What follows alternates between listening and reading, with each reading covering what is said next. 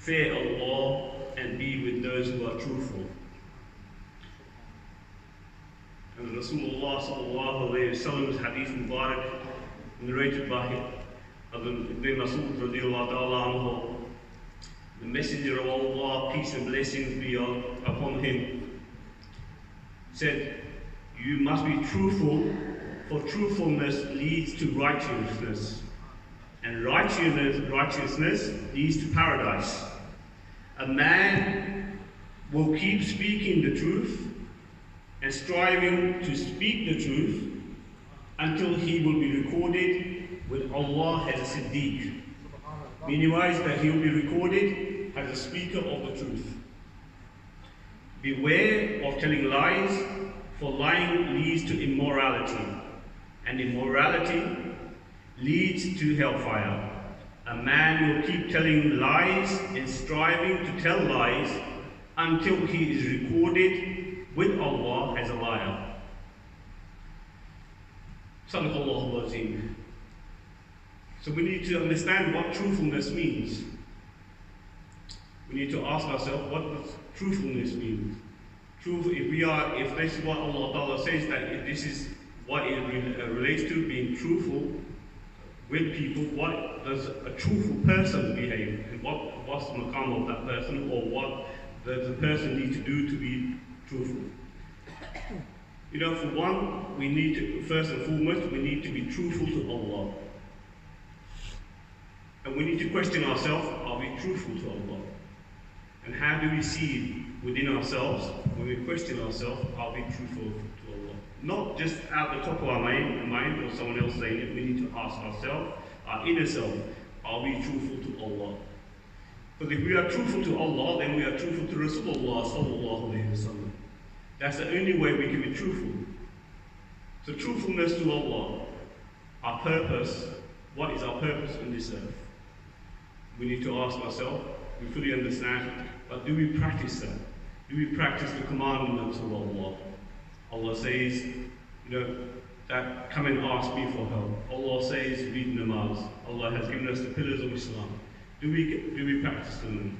Do we practice telling the truth? Are we truthful to ourselves? Are we truthful to our neighbours?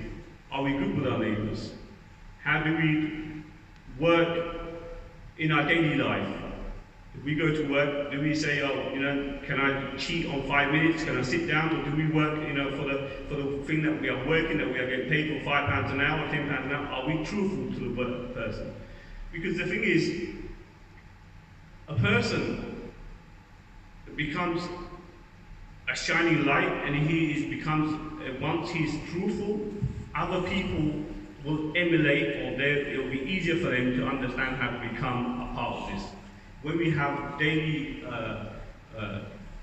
when we meet people, whether we're doing taxiing, chauffeuring, or whatever, or on the daily life, how are we? Do we say, God bless you, or how are we towards them? Do we ask about the neighbours locally? Because all of these things we need to understand that we have got to apply. We need to look within ourselves and change ourselves. I'm sure that a lot of you are already, inshallah, practicing this, but it's just a reminder. And it's a reminder for the children as well, how to be nice to people, how to be kind to every person. Because once there's this kindness in you, that's when they will want to be like you. And you want to be, or we want to be like the Sahaba Ikram have, or we want to be like Abdullah Murshid, and we want to be like our Sahaba Ikram. We want to practice the teachings of this. Are we conscious of these commands? Conscious, meaning-wise, do we remember these commands? So when a person looks at it, do we look at it in the morning, what do I need to do? If I'm doing something, is this right? Is the conscience within ourselves? Are we questioning something which is right and which is wrong? We might think straight away, it might be right, but we need to be conscious. Conscious, meaning-wise, question yourself. The inner self, we say that the best policeman of a person, his inner self, is his heart or his conscience, because he wants to question everything, whether it's right or wrong, whether it's small or large. Once a person, and this is again, it's been conscious of Allah's command and Rasulullah sallallahu alaihi wasallam commands.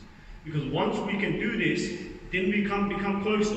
We can't, you start climbing this ladder, and you'll go next step up. So it's just understanding, be conscious of first, and the other way. Looking at how do we become of Allah, conscious of Allah. We need to understand, we read just the Khatam Quran just now, alhamdulillah. Lucky are those which are present. I say again, lucky are those which are present.